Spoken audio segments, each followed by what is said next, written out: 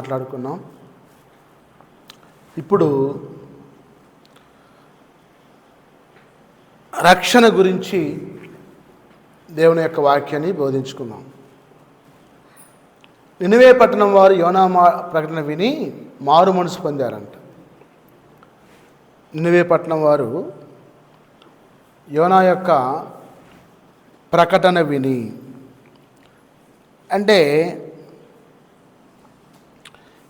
ఇంకా 40 రోజుల్లో ఈ పట్టణం నాశనం అవుతుందని చెప్పి ఉపవాసం చాటించినప్పుడు ఆ నినివే పట్టణస్థులు గనులేమి, అల్పులేమి, రాజేమి, బంటేమి అందరూ గొనిపట్ట కట్టుకొని బొడిద రాసుకొని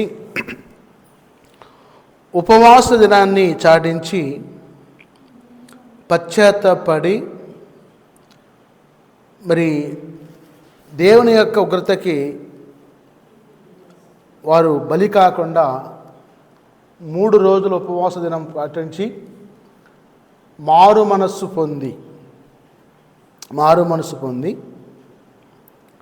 రక్షింపబడ్డారు.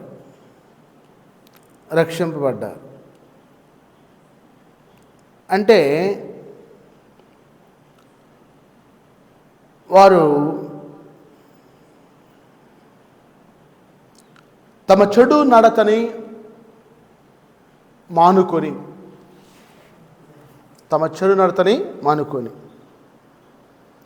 వారు చేస్తున్న చెడ్డ క్రియలని మానుకొని పశ్చాత్తాపడి ప్రభు తట్టు తిరిగారు.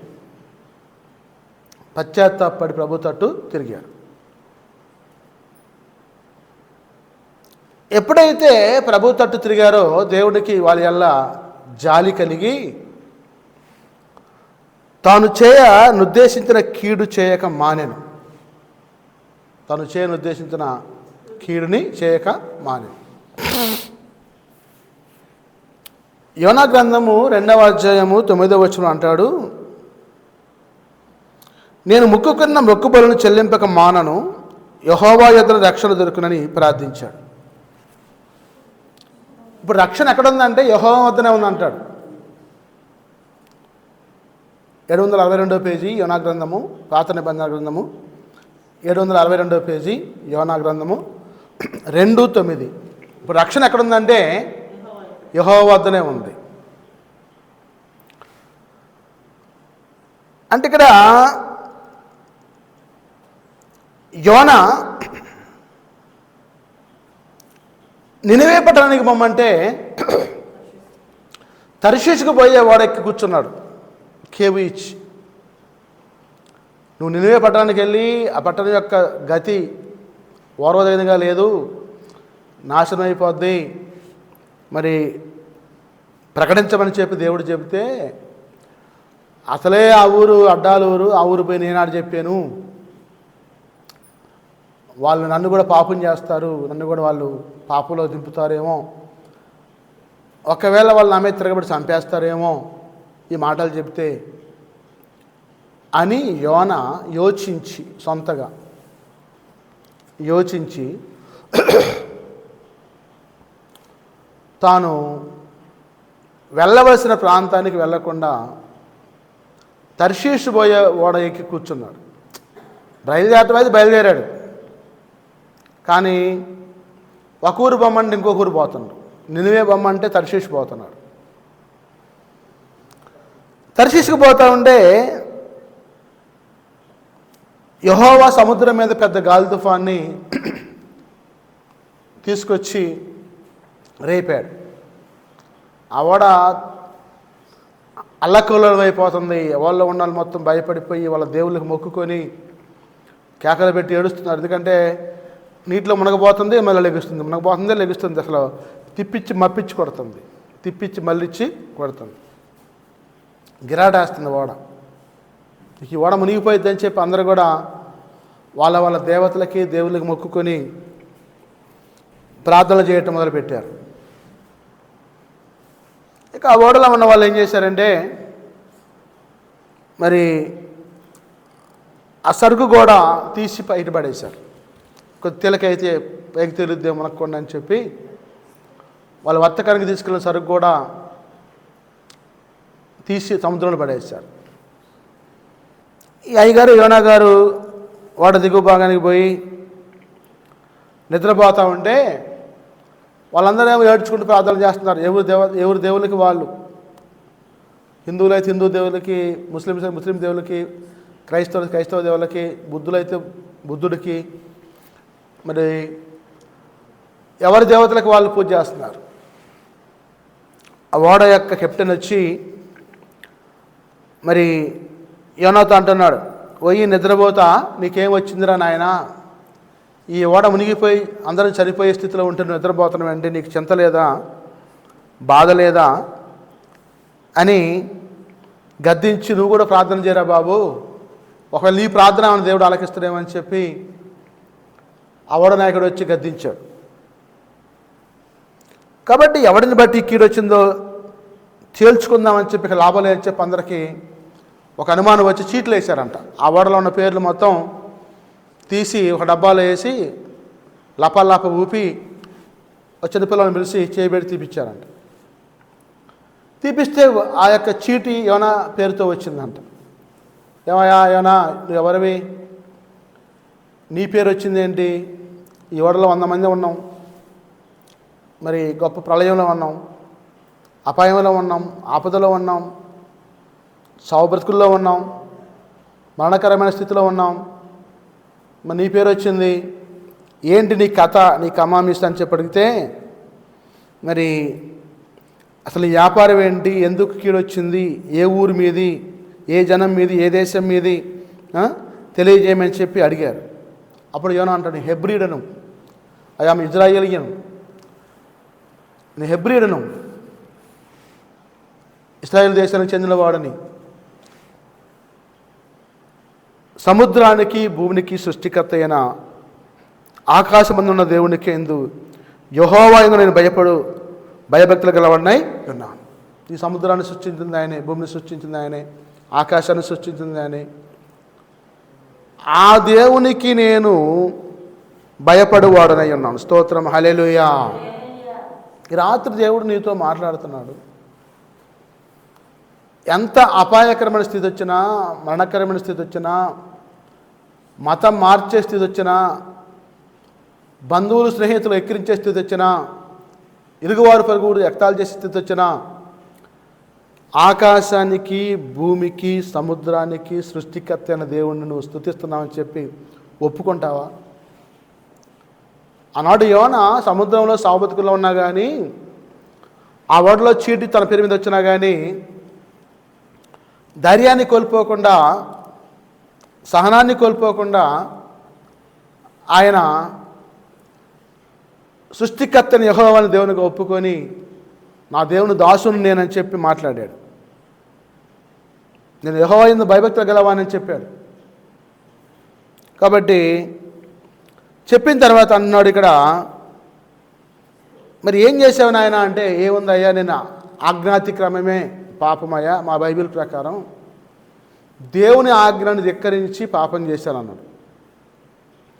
ఏమిటి, ఎలా పాపం చేశాడు, ఎలా దేవుని యొక్క ఆజ్ఞని ధిక్కరించాడు అంటే, నినివేకి బొమ్మంటే తర్షీషుకు పోవడం కోసం వాడెక్కాడు.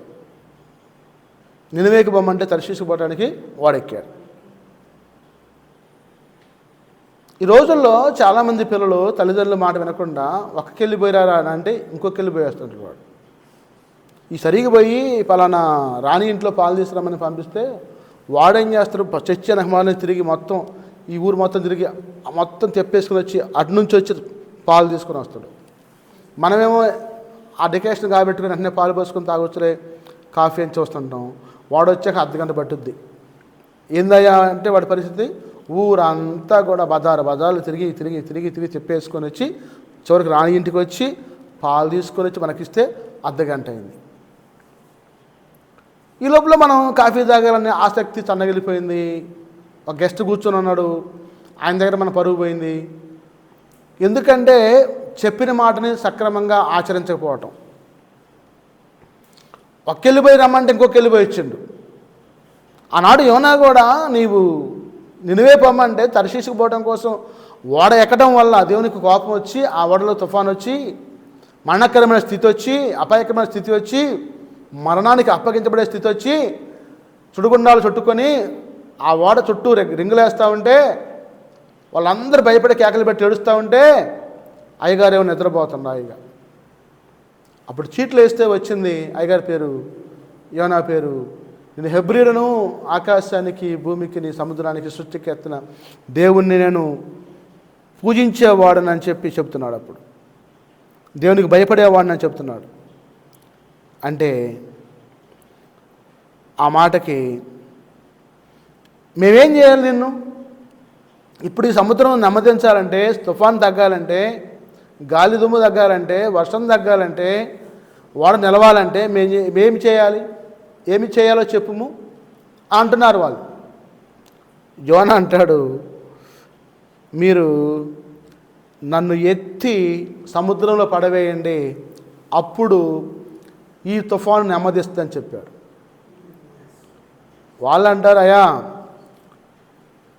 ఆ నరహత్య మేము చూస్తా నిన్ను తీసిపోయి సముద్రంలో పడేసి నీ చావుకి మేము పాత్రలు కాము, నీ సావుకు మేము సమ్మతించమని చెప్పి బలంగా తెడ్లేస్తున్నారంట వాళ్ళు. పాపం ఎట్లో కట్ట ఒడ్డు జరుద్దామని చెప్పి బలంగా తెడ్లేస్తుంటే ఇంకా బలమైన గాలి వచ్చి ఆ యొక్క ఓడ మునిగిపోయే పరిస్థితి వస్తుందంట. వస్తూ ఉంటే అప్పుడు వాళ్ళు అన్నారుక మిగులు భయపడి వాళ్ళ దగ్గర ఉన్న ఆ పక్షులు కావచ్చు, జంతువులు కావచ్చు బలిచ్చారంట.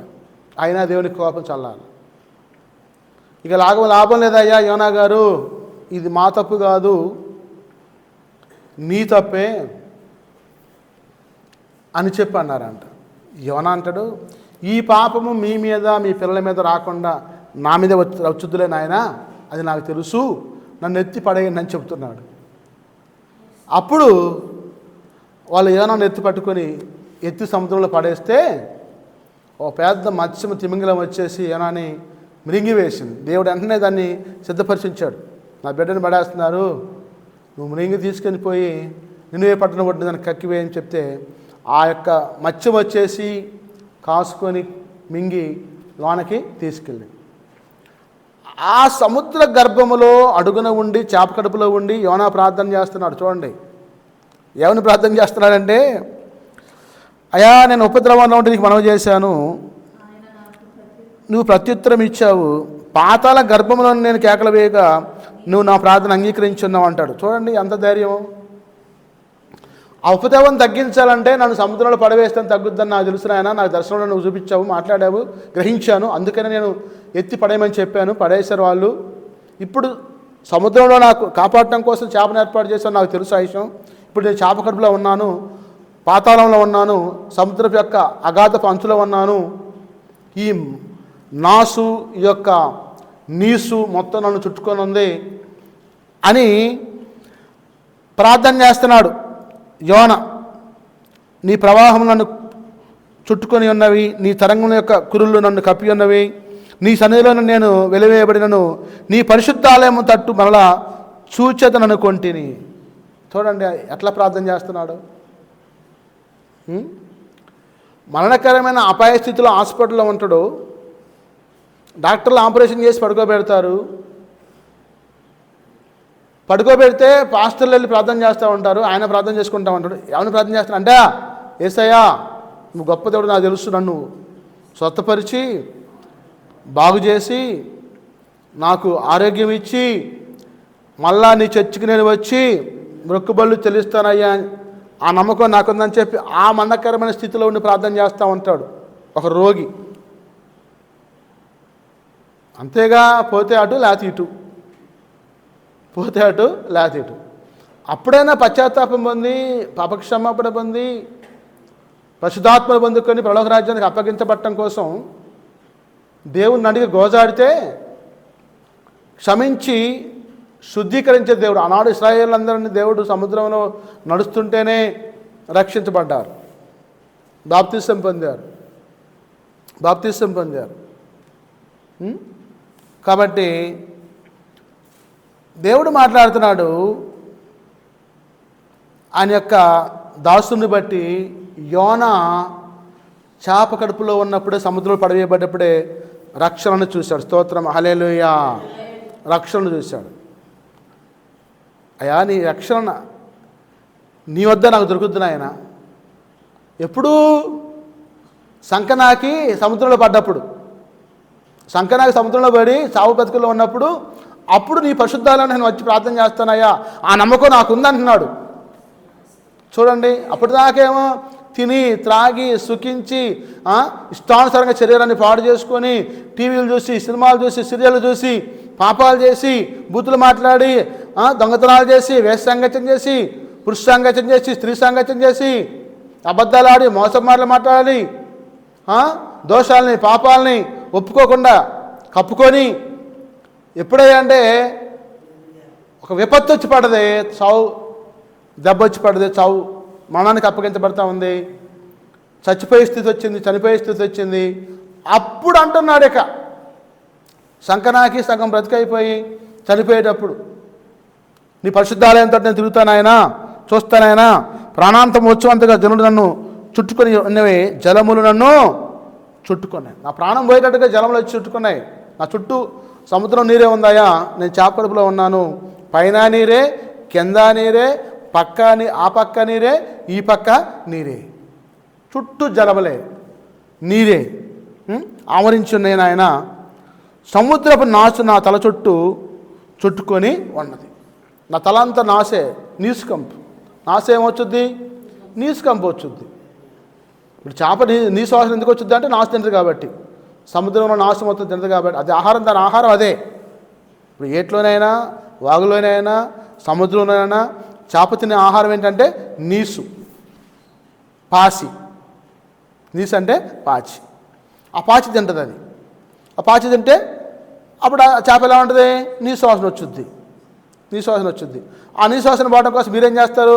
అల్లం, ఎల్లిపాయ, కొబ్బరి, లేకపోతే గసగసాలు అది ఇది వేసి నీసు వాసన పోవడం కోసం, ఇంకా ఎక్కువైతే పిచ్చిమ లాంటి కారం ఎక్కువ గుమ్మి, ఉప్పు ఎక్కువ గుమ్మి నీసు పోవడం కోసం చేస్తూ ఉంటారు. ఒకరోజు మేము పోతే అదేదో ముగసర కార్తయ్య మా ఆయన పోయి చేపలు తెచ్చిందని చెప్పి పోతే చెరుకు చేప వేసి పెట్టింది.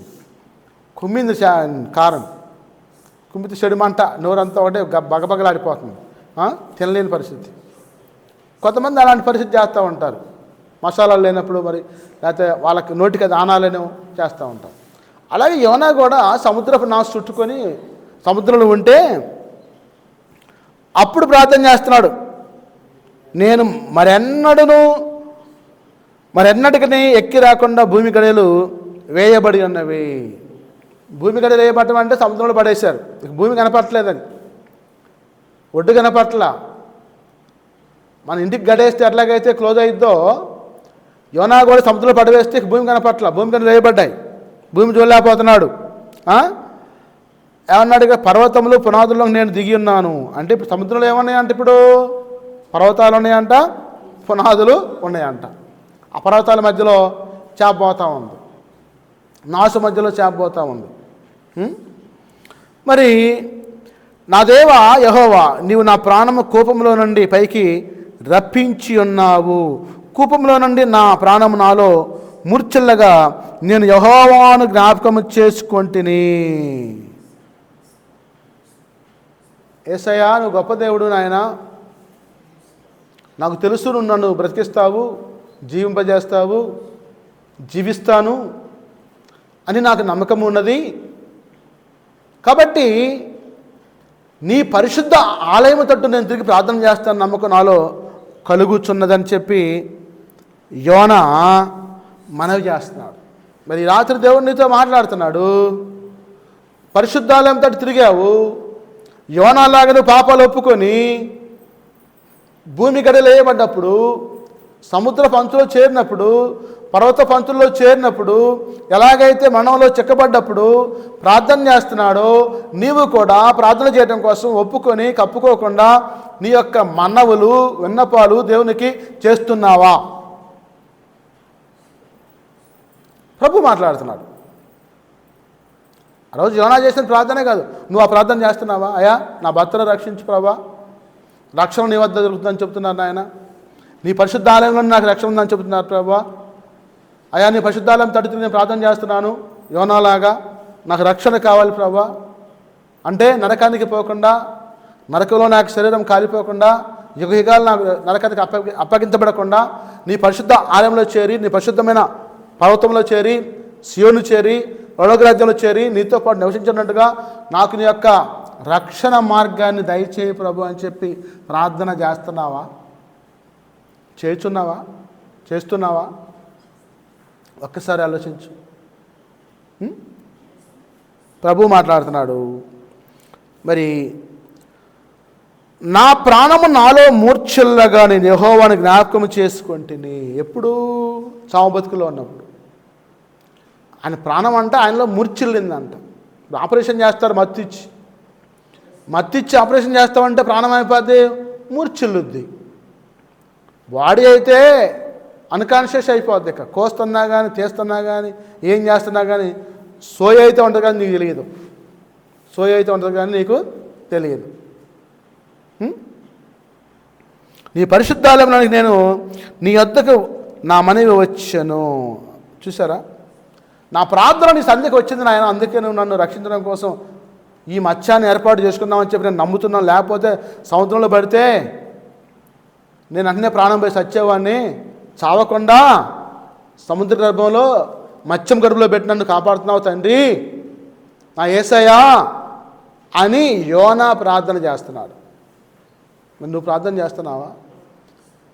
2026 సంవత్సరం ప్రభా మమ్మల్ని అందరినీ కాపాడి మనల్ని అప్పగించకుండా నీలో ప్రభా నాయనా అంటు కట్టి నీరు పెట్టి ఫలింపచేసి వృద్ధిపరచుకొని నిత్యము కాపాడి మాపై నువ్వు కంచె వేసి నీ రెక్కల చేత భద్రపరచుకోమని, రక్షణ నీ వద్ద ఉండదని చెప్పి, నీ ఆలయంలో ఉండదని చెప్పి నమ్మడం కోసం, తీర్మానం చేసుకోవడం కోసం సిద్ధపడుతున్నాం ప్రభా అని చెప్పి నువ్వు తీర్మానం చేసుకుంటున్నావా? ఒక్కసారి ఆలోచించు. వ్యర్థమైన దేవతల యందు, అసత్యమైన దేవతల యందు లక్ష్యముంచి నీ కృపాధారాన్ని కోల్పోవద్దు. వ్యర్థమైన దేవతలు. మా మామగారు లడ్డు పాడారండి 10,000 రూపాయలకి. ఆ లడ్డు పాడితే నువ్వు కూడా గుడ్డు పెట్టు దాంతోపాటు. అసత్యమైన వ్యర్థమైన దేవతల యందు లక్ష్యముంచేవారు తమ కృపాధారమును విసర్జింతురు. చూసారా, అసత్యమైన దేవతల యందును, వ్యర్థమైన దేవతల యందును నమ్మకం ఉంచి వాటి యొక్క ఆహార పదార్థములు కానీ పానీయములు కానీ స్వీకరించి పుచ్చుకుంటే కృపాధారము కోల్పోతామంట. విసర్జింతురు అంటే నీ ఉద్యోగం వేరేవాడు తీసుకుపోతాడు, నీ కొలువు నువ్వు కోల్పోతావు అని కీర్తనకారుడు రాశాడు కీర్తన గ్రంథంలో. ఎందుకని? నీవు అడుక్కునే స్థితికి వస్తావంట, భ్రష్టురాలు అవుతావంట. విగ్రహారాధన చేస్తే, గ్రహాలకు పెట్టినవన్నీ తింటే, అసత్యమైన వ్యర్థ దేవతల లక్ష్యం ఉంచితే నీ జీవితం సంకనాగిపోద్దంట. కృపాధారం కోల్పోతావంట. ఏముందయ్యా, పంట వేసినాం, పంట పండలేదు, పశువులు ఉన్నాయి, చూలు కట్టలేదు, ఈయన్ని దూడ చచ్చింది, పాలు ఇవ్వట్లేదు, ఈ మాటలే. ఎందుకంటే నువ్వు చేసే ప్రార్థన ఆయన సన్నిధికి చేర్చడం లేదు, చేర్చబడటం లేదు. ఎందుకంటే నువ్వు త్రాగుబోతువై ఉన్నావు, తిరుగుబోతువై ఉన్నావు, విభిచారివై ఉన్నావు, మోసగాడివై ఉన్నావు, మోసగత్తెవై ఉన్నావు, అబద్ధపు మాటలు మాట్లాడుతున్నావు, మోసపు మాటలు మాట్లాడుతున్నావు, నీ నోటితో అబద్ధాలు ఆడుతున్నావు, దొంగతనాలు చేస్తున్నావు, బీడి చుట్ట సిగరెట్ తాగి మందు తాగి దేవుణ్ణి అవమానపరుస్తున్నావు. అసత్యమైన వ్యర్థమైన దేవతల లక్ష్యం ఉంచి ఆ దేవతల వద్దకు వెళ్ళి బొట్టు పెట్టుకొని నైవేద్యం అర్పించి పూజ చేసి వచ్చి మళ్ళా వచ్చి నువ్వు యేసుప్రభు అంటే యేసుప్రభు నీ ప్రార్థన ఆలకించడు. నువ్వు రక్షణ పొందావు, మారుమనసు పొందావు, పాపక్షమాపణ పొందావు, అయినా అసత్యమైన వ్యర్థమైన దేవతలను లక్ష్యమించి పూజ చేస్తున్నావు. ఎంత పాపం అండి అది! నిలువెత్తని స్థితి. ఎవరు కాపాడుతారు నిన్ను? ఎవరు రక్షిస్తారు నిన్ను? ఇప్పుడు రక్షణ ఎవరు కాడుందంటే యెహోవా యొద్దనే రక్షణ ఉంది. కృతజ్ఞతాస్తుతులు చెల్లించి నేను నీకు బలులు అర్పించును, నేను మొక్కుబలు చెల్లింపక మానను, యెహోవా యొద్దన రక్షణ దొరుకునని ప్రార్థించను. స్తోత్రం, హల్లెలూయా. అయా, ఈ మరణం నుంచి నన్ను కాపాడు తండ్రి, ఈ ఉపద్రవం నుంచి నన్ను కాపాడయ్యా. కృతజ్ఞతాస్తుతులు చెల్లిస్తా, నీకు బలు అర్పిస్తా. బళ్ళు అర్పిస్తా, కృతజ్ఞతాస్తుతులు చెల్లిస్తా, బళ్ళు అర్పిస్తా. నేను మొక్కుకున్న మొక్కుబడులను చెల్లింపక మానను. మొక్కుకునే మొక్కుబడులు చెల్లింపక మానను, బళ్ళు అర్పింపక మానను. కాబట్టి ఉపవాసం ఉపవాసం ఉపవాసం, నా యేసుతోనే సహవాసం, నా యేసుతోనే సహవాసం. హల్లెలూయా నీకే నా బలి అర్పణ, హల్లెలూయా నీకే నా స్తుతి అర్పణ, హల్లెలూయా నీకే నా బలి అర్పణ, హల్లెలూయా నీకే నా స్తుతి అర్పణ.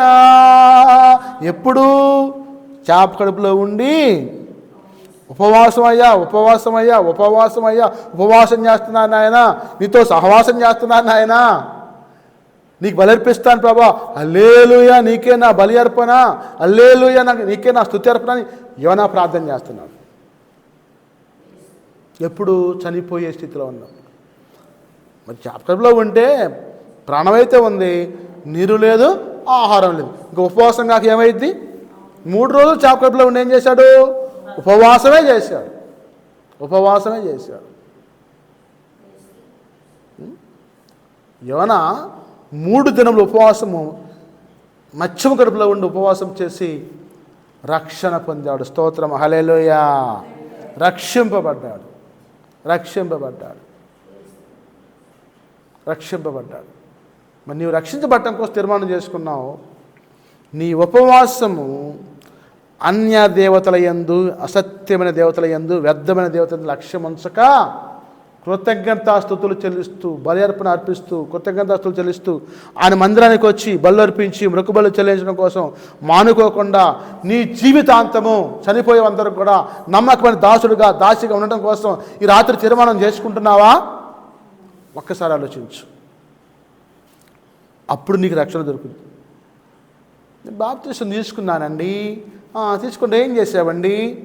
ఏట్లో పోయి మునిగానండి, మునిగాక ఇంకేం చేసావండి? ప్రార్థనకు వస్తున్నానండి, ఎన్ని రోజులు వచ్చావండి? 1 నెల వచ్చానండి. ఆ తర్వాత అండి ఇంట్లో కుదరట్లేదండి, మా అత్త వద్దంటుంది, మా ఆయన వద్దంటాడు, పిల్లగాళ్ళకు మరి పని ఉంది, బల్లో సెలవు లేదు, కూలి పనిలో మరి తిరగలేదు. అక్కడేమో బుధవారం శనివారం ఆదివారం క్రమం తప్పకుండా వస్తా, మందిరంలో ఉపవాసం ఉంటా, ప్రార్థనలో పాల్గొని కృతజ్ఞతాస్తుతులు తెలుస్తా, బళ్ళు అర్పిస్తా. అంటే అదే ప్రార్థన రావటమే, చర్చికి రావటమే అని మొక్కుకుంటున్నావు. ఇక్కడికి వచ్చేమో తప్పిపోతున్నావు. అలాంటప్పుడు మొక్కుకోవడం ఎందుకు? ఇంకా చల్లగా ఉండక వెచ్చగా ఎందుకు? ఇంకా నీకు నువ్వెచ్చగా ఉండ మాకు. ఆయన నోటి నుండి ఉమ్మి వేస్తాడు, ఆయన నోటి నుండి ఉమ్మి వేస్తాడు, దీపస్తంభం తీసేస్తాడు. అలాంటి స్థితిలో ఉండబాకు. ప్రభు నీతో మాట్లాడుతున్నాడు. లక్ష్యముంచు, నిరీక్షణ ఉంచు, విశ్వాసముంచు, ప్రార్థనా జీవితాన్ని కలిగి ఉండు, ప్రభుతో అడ్డు తిరుగు, పాపానికి ఇంకెప్పుడు ఒడిగట్ట మాకు, దేవునికి అవమానం తీసిరా మాకు. రక్షణ పొందాడండి ఆయన గారు, బాప్తిసం తీసుకున్నాడు ఈయన గారు, ఆమెగారు, ఈమెగారు. ఏం చేస్తాం? గుటకా తింటుందండి. గుటకా కాదు, అది సోపు. అదంటే సోపు అంట. మనకు సోపు వేస్తున్నాడు తుంపదేగా. అదేందో వాసన వచ్చింది అబ్బాయి కాడ, మందు వాసన అంటారు దాన్ని. అది మందు కాదండి, కూల్ డ్రింకు. మందు కాదంటే కూల్ డ్రింక్ అది. మరి అక్కడెక్కడ కనపడుతున్నవి వాళ్ళు ఎవరు అన్నారు వచ్చి, ఆ వట్టిదే నేను అటు చేస్తాను బాప్తిసం తీసుకొని. చేసేదే నీవు, చెప్పేదే నీవు. చూసిన వారు చెబుతున్నారు, విన్నవారు చెబుతున్నారు, కన్నవారు చెబుతున్నారు, చూసినవారు చెబుతున్నారు. నీవు దైవజనుడిని, సేవకుడిని పిచ్చివాడిని చేయబాకు. నీవు పిచ్చివాడు అయిపోతావు చివరికి. ఆయనకేం కాదు.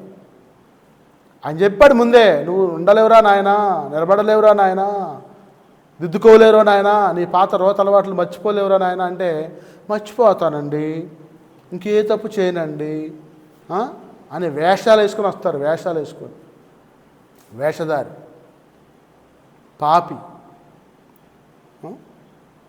పాపాలని కప్పుకోకుండా ఒప్పుకోవాలి. అని బలలో పాలు పంచుకుంటున్నావంటే నీ పాపాలని కప్పుకోకుండా ఒప్పుకొని పరిశుద్ధంగా నువ్వు ఆయన శరీరాన్ని రక్తాన్ని సేవించాలి. లేకపోతే శిక్షకు పాత్రుడు అవుతావు. ఆలోచించు, దేవుడు నీతో మాట్లాడుతున్నాడు. కాబట్టి రక్షణ యెహోవా యొద్దనే ఉన్నది. ఆ రక్షణ దొరికిన తర్వాత యెహోవా ఆ మత్స్యానికి ఆజ్ఞిస్తే నేల మీద క్రక్కి వేసింది. బ్రతికాడు. క్రక్కిన తర్వాత అయ్యగారు రెండవ మారు యెహోవా యోనాకు ప్రత్యక్షమై నువ్వు లేచి నినివే మహాపురమునకు పోయి నేను నీకు తెలియజేయ సమాచారం దానికి ప్రకటన చేయి. అయ్యా నాయనా అయ్యానా ఇకనైనా తప్పు తెలుసుకుందామని చెప్పి అనుకుంటున్నాను. ఇప్పుడు నువ్వు వచ్చింది నినివే పట్టణానికి వచ్చాను. అక్కడికే తీసుకొచ్చి చేపలను కక్కింది. శుభ్రంగా స్నానం చేసి బట్టలు ఉతుక్కొని ఆరబెట్టుకొని మంచిగా తయారయ్యి ఆ నినివే మహాపురానికి పోయి నేను చెప్పే మాటల్ని ప్రకటన చేయి. సువార్త చెబుతున్నాం. 4 గదుల మధ్యలో తలుపులు వేసుకొని కిటికీలు వేసుకొని మైకి మూసి భయపడకుండా చెబుతున్నాం. ఎందుకని? మరి పనికిమాలిందానా మారు అని చెప్తుంటే వెళ్ళవయా చూస్తలే ఏంది మారేది? మా దేవుడు మాకున్నాడు, మా యొక్క దేవత మాకుంది. నువ్వేందు పద్దాకు వచ్చి యేసు అంటున్నావు. ఏం యేసు? నీ యేసు కాడికి వస్తే విగ్రహాలకు పూజ చేయకూడదంట. నీ యేసు కాడికి వస్తే బళ్ళు అర్పించిన ఆ యొక్క మాంసం తినకూడదంట. నీ యేసు కాడికి వస్తే పలహారం తినకూడదంట. నీ యేసు కాడికి వస్తే జల్లల్లుకొని పూలు పెట్టుకోకూడదంట. నీ యేసు కాడికి వస్తే నగలు పెట్టుకోకూడదంట. నీ యేసు కాడికి వస్తే మంచి పట్టుచీరలు కట్టుకొని తిరగకూడదంట. అలంకారాలు చేసుకోకూడదంట. నీ యేసు కాడికి వస్తే అబద్ధాలు ఆడకూడదంట. నీ యేసు కాడికి వస్తే దొంగతనాలు చేయకూడదంట. మోసము చేయకూడదంట. వ్యర్థమైన మాటలు మాట్లాడకూడదంట. సరసోక్తులు మాట్లాడకూడదంట. జాగ్రత్తము అసత్యమైన మాటలని మాట్లాడకూడదంట. ఇవన్నీ మాకెందుకు? మా పూర్వకాలం నుంచి ఇవన్నీ మాకు లేవు. ఈయనెవరు తెల్లవాళ్ళు దేవుని తెచ్చి మాకు పెట్టి ఇవన్నీ నువ్వు చెబుతున్నావు అని చెప్పంటే సత్యము నీతో మాట్లాడుతుంది. యథార్థవంతుల వంశం వారు దీవించబడదు. స్తోత్రం హల్లెలూయా. యథార్థవంతుల వంశం ఎప్పుడైనా సరే దీవించబడుద్దంట. నీతిమంతులు ఖర్జూర వృక్షం వలె మొవ్వ వేస్తారంట. నీ నీతి నిన్ను కాపాడాలి. నీ సత్యం నిన్ను కాపాడాలి. నీ యథార్థత నిన్ను కాపాడాలి. యోనా ఆ నినివే మహాపట్టణానికి వచ్చి ఆయన ప్రకటన చేయడం కోసం సిద్ధపడ్డాడు. దేవుని యొక్క ఆజ్ఞ ప్రకారం మరి ఆయన దృష్టికి గొప్పదైన 3 రోజులు ప్రయాణం చేసి యోనా ఆ పట్టణంలో ఒక దిన ప్రయాణం అంత దూరం సంచరించు, ఇంకా 40 రోజుల్లో ఈ పట్టణం నాశనం అయిపోద్ది. మారు మనసు పొందండి, దేవుని యందు విశ్వాసం ఉంచి ఉపవాసం చాటించుకోండి అని ప్రకటన చేస్తున్నాడు. ఎప్పుడైతే ఆ మాటలు సూదుల్లాగా బల్యాల్లాగా అగ్ని బాణాల్లాగా వచ్చి చెవుల్లో గుచ్చుకున్నాయో, వామ్మో ఈయనెవరు ముక్కు మొహం తెలియని ఆయన వచ్చిందయ్యా. ఆ లింగమ్మ పోయి సముద్రం ఒడ్డున బట్టలు తుక్కుంటుంటే ఒక చేప వచ్చి పెద్ద తిమింగలం వచ్చి కక్కిందంట. ఆమె చూసిందంట. ఆయన తెల్లగా నాసు మొత్తం చుట్టుకొని బయటకు వచ్చిందంట. వచ్చి సముద్రంలో పోయి స్నానం చేసి బట్టలు తుక్కొని స్నానం చేసి బయటకు వచ్చి ఇదేందో దేవత వచ్చింది, దేవుడు వచ్చిందని చెప్పి ఆమె అనుకుందంట. అప్పుడే ఊళ్ళోకి వచ్చి చెప్పింది. ఆయనే వచ్చి ప్రకటన చేస్తుండో ఏమనంటే 40 రోజుల్లో ఈ పట్టణం మొత్తం నాశనం అవుతుందని చెప్తుండు అనే మాట, లింగమ్మ మాట మొత్తం ఊరంతా పాకింది. వామ్మో ఆ లింగమ్మకు కనపడ్డా నేనేనంట. మరణం నుంచి తప్పించుకొని చేప కడుపులో ఉండి 3 రోజులు ఉపవాసం ఉండి ప్రార్థన చేసుకుంటూ వచ్చి దేవుని యొక్క ఆజ్ఞను బట్టి దేవుని యొక్క కృపను బట్టి బతికి బట్టగట్టి వచ్చి మాటలు చెబుతుండు. ఏం చెప్పిన మాటలు మనం నమ్మకపోతే చావే మన గతి. ఈ పట్టణం నాశనం అయిపోతుంది. దేవుడు ఆనాడు సొదొమ గొమొర్రా పట్టణానికి అగ్ని గంధకాలు ఎలాగైతే కురిపించి నాశనం చేశాడో మన పట్టణానికి కూడా అదే గతి పట్టుద్దని చెప్పి అందరికి కూడా పశ్చాత్తాపం వచ్చి, మారు మనసు వచ్చి, పాపక్షమాపణ వచ్చి, పాపాలు ఒప్పుకొని కప్పుకోకుండా బట్టలు ఇప్పి గొనిపెట్ట కట్టుకొని బురద రాసుకొని 3 రోజులు ఉపవాసం చాటిస్తే రాజేమి, బంటేమి, పిల్లేమి, తల్లేమి, చెల్లేమి, అక్కేమి అందరూ కూడా మరి బురద రాసుకొని ప్రార్థనలు ఏడ్చుకుంటూ ప్రార్థన చేస్తున్నారు. చివరికి పశువులకు కూడా రాశారు బురద. పశువులు కూడా గొనిపెట్ట కట్టారు. వాటికి కూడా మేత వేయట్లేదు, వాటికి కూడా నీళ్ళు పెట్టట్లేదు, వాటికి కూడా ఆహారాన్ని అందించట్లేదు. అంత కఠినమైన ఉపవాస దీక్ష పాటించి ప్రార్థన చేసి ఏడుస్తూ ఉంటే దేవుడు పశ్చాత్తాపడి తన మనస్సు మార్చుకొని తను ఉద్దేశించిన ఉపద్రవాన్ని చేయక మానుకున్నాడు. నీవు కూడా ఈ రాత్రి దేవుడు నీతో మాట్లాడుతున్నాడు. నీ యొక్క పాపపు జీవితాన్ని, రోత జీవితాన్ని, అపవిత్రమైన జీవితాన్ని, అపరిశుద్ధమైన జీవితాన్ని మార్చుకొని ప్రభుత్వం తిరిగి ఆ నినివే పట్టణస్థురాల్లాగా మారితే రక్షించబడతా. లేకపోతే శిక్షకు పాత్రలుగా ఆ యొక్క సుధోగమన పట్టణం ఎలాగైతే లోతు భార్య ఉప్పు స్తంభంగా మారిపోయి నిలబడిపోయిందో నీ స్థితి కూడా నరకానికి అప్పగించబడి మారిపోయే స్థితి రాబోతుంది. ఇప్పుడే గ్రహించి నీ పాపాలు ఒప్పుకొని రక్షణ మార్గంలోకి కనిపెట్టి నడువు. రక్షణ ఎక్కడ దొరుకుతుంది అంటే యెహోవా వద్దనే దొరుకుతుంది. ఆ రక్షణ ఎవరు కలగజేస్తారంటే యెహోవాయే కలగజేస్తాడు. ఆయన బలము, యెహోవాయే నా బలము, నాకు రక్షణ ఆయన అంటాడు. నీకు బలం ఎవరు ఇప్పుడు? యెహోవాయే, యేసయ్య. రక్షణ ఎవరు? యేసయ్యే. ఆ రక్షణ యేసు వద్ద మాత్రమే ఉంది. ఆయన రక్షణ శైలముగా నీకు ఉండే దేవుడు. రక్షణ శైలం అంటే రక్షించే నాదుడు, ఆయుధం, అండ, బండ, కొండ, దండ, ఆశ్రయదుర్గం ఆయనే. ఆశ్రయదుర్గము ఆయనే. కాబట్టి నువ్వేం చేయాలంటే రక్షణ పాత్ర చేత పెట్టుకొని యెహోవా నామమున ప్రార్థన చేయాలి. రక్షణ పాత్ర అంటే నీ పాపాలు, దోషాలు ఒప్పుకొని రక్షణ పాత్ర చేత పెట్టుకొని యేసు వద్దకు వచ్చి ప్రార్థన చేస్తే యేసు వద్ద నీకు రక్షణ మాత్రమే దొరుకుతుంది. నీతిమంతుల గుడారంలో రక్షణ గురించిన సునాదం వినపడుతుందండి. నువ్వు నీతిమంతులుగా మారితే స్తుతి పాటలు, ప్రార్థనా పాటలు పడితే కానీ సినిమా పాటలు సెల్లు, సినిమాల సెల్లు, జోకులు సెల్లు, జబర్దస్తుల సెల్లు, సీరియల్ సెల్లు చూసే స్థితిని ఉండవు. వాక్యము వాక్యము వాక్యము, పాటలు పాటలు విని దేవుల్లో బలపడతా ఉంటాం. కాబట్టి మరి ఆయన అంటున్నాడు, ఆయన రక్షణను బట్టి మనం సంతోషించి ఉత్సహించాలంట. యెషయాతో మాట్లాడిన మాటలు, ఆయన రక్షణ బట్టి సంతోషించి ఉత్సహించమంటాడు. అందుకే మాట్లాడుతున్న దేవుడు రక్షణ దానికి ప్రాకారముగా నియమించబడి ఉండ. అంటే నీకు ప్రాకారం ఎవరంటే ఇప్పుడు రక్షణ. ప్రాకారం అంటే గోడ, శైలము. కాబట్టి ఆ శైలము కోట దేవుని యొక్క రక్షణ నీకు ఉండాలి. కాబట్టి యెహోవా యొద్దనే నీకు రక్షణ దొరుకుతుంది. కాబట్టి మరి నికోదేము అంటున్నాడు, అయ్యా మరి రక్షణ పొందాలంటే మేము తల్లి కడుపులో ఉన్నప్పుడు జన్మించాం కదా, మళ్ళీసారి జన్మించమంటున్నావు ఏంటి? ఎలాగయ్యా అంటే పాపములు ఒప్పుకో, పరిశుద్ధాత్మశక్తిని పొందుకో, నీటిలో బాప్తిసం పొందు, రక్షణ పొందు, నూతన జన్మ జన్మించమన్నాను. కానీ తల్లి కడుపులోంచి మళ్ళీ నూతనంగా జన్మించమని నేను చెప్పలేదు. యేసుప్రభు మాట్లాడాడు.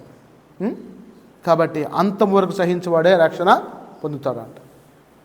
ఏముందిలే రక్షణ పొంది అయిపోయింది, ఏం ప్రార్థన, ఏం పతికట్లే అండి, ఏం చేసిండు మాకు యేసుప్రభు, ఏం చేసిందని చెప్పి మేము వచ్చాం.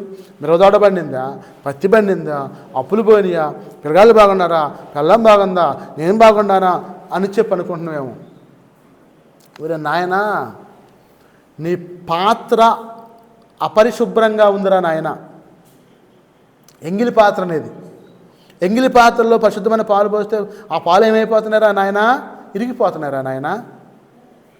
ఆ నోటితో బీడి తాగుతున్నావు, సిగరెట్ తాగుతున్నావు, చుట్ట తాగుతున్నావు, మందు తాగుతున్నావు, అబద్ధాలు ఆడుతున్నావు, మోసాలు చేస్తున్నావు, దొంగతనాలు చేస్తున్నావు, వ్యభిచారం చేస్తున్నావు, ప్రార్థన చేస్తున్నావు. ఇంకెట్ట నీ ప్రార్థన దేవుడు అలకిస్తాడు? ఎట్ట పంట పండుద్ది? ఎట్ట భార్య మారుతుంది? ఎట్ట పిల్లలు మారుతారు? ఎట్ట కుటుంబం ఆశ్రయించబడుద్ది? చెప్పు. అక్కడికి వచ్చాము, మోకాళ్ళు వేసి పైకి చేతులు ఎత్తి ప్రార్థన చేస్తున్నావు, అడగబోయేమో పాపం చేస్తున్నావు. ఎలా నీ కుటుంబం దీవించబడుతున్నా నాయన? మాకు నువ్వు కళ్ళు కప్పినా కానీ దేవునికి కళ్ళు కప్పుతావా అని ఆకాశం మీద అన్నాడు. మనం భూమి మీద ఉన్నాం. గ్రహించుకోను. ఇంట్లో ఉన్నా, గృహంలో ఉన్నా, గుహలో ఉన్నా, రహస్యంగా ఉన్నా ఆయన కన్నులు చూస్తూనే ఉన్నాయి. నన్ను ఎవరు చూస్తున్నారులే? ఇప్పుడంటే సీసీ కెమెరాలు పెట్టి ఏ ఊర్లో ఎవడు పెట్టుకున్నాడు దొంగ అని చెప్పి చూస్తున్నారు. ఆ సీసీ కెమెరా, అసలైన సీసీ కెమెరా ఎవరయ్యా అంటే యేసుప్రభువే. ఆయన కన్నులు నేను చూస్తూనే ఉన్నాయి. మరి చూస్తూనే ఉన్నాయి. ఎలా నువ్వు మరి జీవించబడతావు, ఆశ్రయించబడతావు, రక్షించబడతావు, కుటుంబం అభివృద్ధి చెందుద్ది, ఆశ్రయించబడుద్ది, పాపం చేస్తూ ఉంటే. కాబట్టి అంతవరకు సహించాలండి. ఆయన సన్నిధిన పరిశుద్ధాత్మ శక్తిని పొందుకోవాలి. సకల శరీరులు దేవుని యొక్క రక్షణని చూస్తారంట. లోకాసువార్తలో మాట్లాడారన్నమాట. ఈ సకల శరీరులు మొత్తం రక్షణ చూస్తారు. అందరూ మారు మనసు పొంది పాపక్షమాపణ పొంది బాప్తిసం పొందడం కోసం దేవుడికి ఇష్టమై ఉందంట. అటువంటి రక్షణను పొందుకొని అంతవరకు సహించి యేసుని నమ్ముకొని జీవించడం కోసం వాక్యం నీతో మాట్లాడుతూ ఉంది. హల్లెలూయా.